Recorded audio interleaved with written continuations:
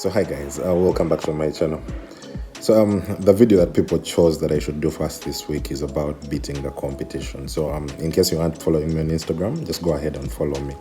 I usually share different topics that I would like to do, and people would choose what they would want me to do faster. So to get started, we'll be talking about beating the competition.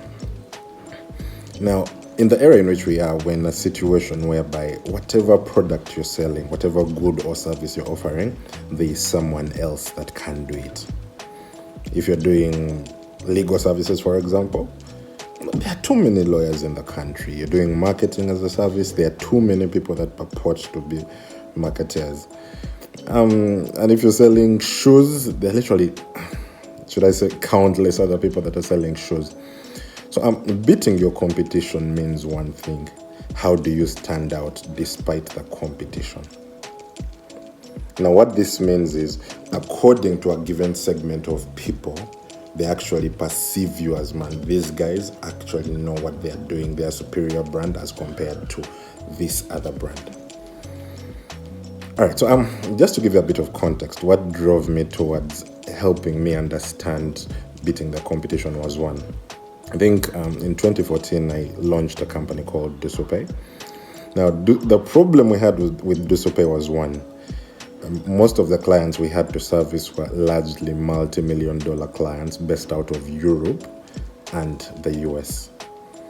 Now, for many of these companies, keep in mind, their perception is about Africa is different. Now, you are a little startup from a country called Uganda down that side, and you're trying to convince a whole Western Union that they should trust you with their millions of dollars. So how does that actually happen? Now, luckily enough, I went through the process, and as of 2020, we were servicing over 5,000 merchants across the world, and many of these were actually multi-million-dollar corporations from the rest of the world. So it gave me the expertise that I need to help you stand out regardless of the disadvantage that you have at any point in time. And some of the things I'm about to share are actually quite unique, so you can use them in your business as you see fit. So let's get started. All right, so now beating your competition just means you standing out. It's that simple. The advantage we have, we're in an era where there are too many platforms, meaning there's Facebook, there's Instagram, there's TikTok, there's Google, there are all these other platforms, and each of these platforms has very, very, very, very many users. Now, what this means is, when you're getting into business, first of all, first analyze what is my competition. And understand that maybe if I'm in this industry, this is what I distribute. My competition is X, Y, Z. Now, X has strength in platform X. You know that, man, via Instagram, these guys have amassed their following. They have 8,000 followers. They have 10K or whatever number of followers. And these are followers who are interested in what they're doing on Instagram. Now look through what are the other platforms where these people may not be as powerful as they are on Instagram. This could be something like TikTok. The thing with that platform is it also has a large number of followers, a large number of people who are interested in what your industry is doing.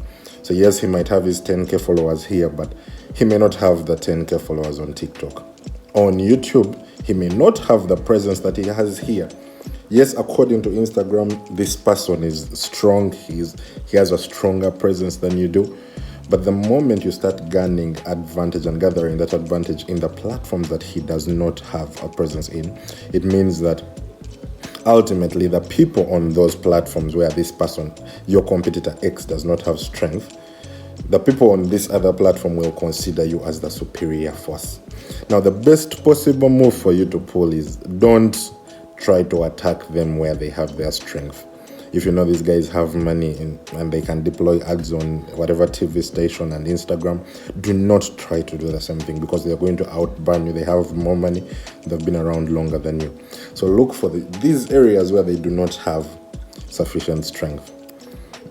Get in TikTok, begin gaining advantage. Actually have metrics in place to know that, man, this is how fast we're growing month to month. These are how many new loyal followers. These are the conversions that are coming out on grounds of TikTok. If they don't have strength in YouTube, use that. Never swing on the right side, when you know that that is where their strength is, go to their weaker points and try to begin gaining advantage of those platforms before now coming to confront them in the areas where they have a presence in. So that is point number one. Literally use their weaknesses and gather the strength in those areas.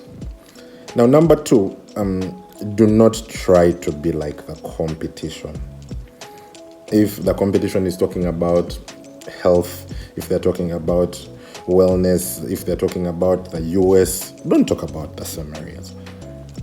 Go the other direction. Guys are talking about Africa being their strong. If they're talking US, go and talk about Africa. Talk about why you chose to do this in Africa. There are people that are going to follow you and they're going to believe in you because of that difference. So choose a model that is independent of whatever your competitor is doing. If we're both providing CRM platforms, for example, like MonkeyPesa is, so don't try and fight Salesforce on grounds of, or we have strength in CRM platforms, we've been around this long. No, talk about why this is an Afrocentric product. This is why you believe Africa is the new frontier. This is why Africa. That alone on its own has a following, a strong enough following that you'll be able to bias some people's minds towards using your specific product as opposed to Salesforce, because you're African. That is the second thing that you must consider. Then the final thing is one, create sufficient content. Make sure you have enough, populate the internet with enough content interrelated to your brand.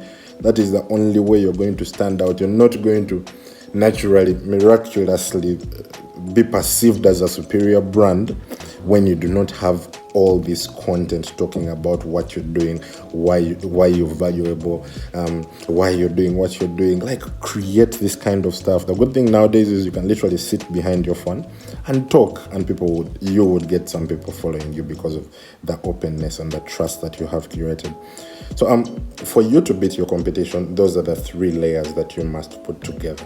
Number one, grow a platform. One way or another, you need a following. People don't miraculously know that you're now superior. No, you need to have people backing you. Like, have 1,000 other people behind you. That's the only way that, this guy is actually as strong on this platform. Create the content, because without that content, no one else is going to know that you exist. It's going to be in your head, and you're going to have the perception that you're doing well when you're not necessarily doing that well. So those are the three exact things that you need to do. Of course, there's a lot of underlying, should I say, detail that I have left out, but just for the purpose of this video, I'm trying to give you just the pointers that you need to just know about. So if you need any further assistance in helping you stand out over the competition, you could as well hit out.